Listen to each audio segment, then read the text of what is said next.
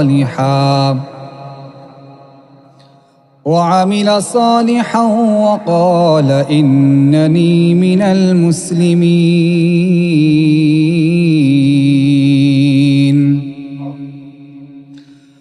আল্লাহ পাক রব্বুল আলামিন বলেছেন, দুনিয়াতে যাহারা সৎ কাজে আদেশ দিবে এবং অসৎ কাজের মধ্যে নিষেধ করবে, তাদের চাইতে আর ভালো বক্তা পৃথিবীতে আর কে আছে? আল্লাহ তাআলা বলেন, তারা তো সবচেয়ে বেশি উত্তম যারা দুনিয়াতে সৎ কাজের মধ্যে আদেশ করে এবং অসৎ কাজের মধ্যে নিষেধ করে। জোরে জোরে বলি সুবহানাল্লাহ। আমার প্রিয় ভাইরা, পর্দার আড়ালের মা ও বোনেরা, এই সৎ কাজের মধ্যে আদেশ করার জন্য আমার নবীজিকে আল্লাহ তাআলা দুনিয়াতে পাঠাইছেন। অসৎ কাজের মধ্যে নিষেধ করার জন্য আল্লাহ তাআলা আমার নবীজিকে দুনিয়াতে পাঠাইছেন। যুগে যুগে অসংখ্য নবী রাসূল আল্লাহ তাআলা দুনিয়াতে পাঠাইছে মানুষকে সৎ কাজে আদেশ করার জন্য এবং অসৎ কাজের মধ্যে নিষেধ করার জন্য। আজকে আমরা মুসলমানের সন্তান, সবচাইতে বেশি আমরা এটা পালন করার দরকার আছে নাকি নাই?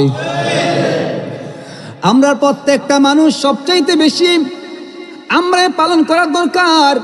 শুধু মসজিদের ইমাম সাহেব আর উলামায়ে কেরাম সৎ কাজে আদেশ করবে আর অসৎ কাজে নিষেধ করবে এমনটা নয়।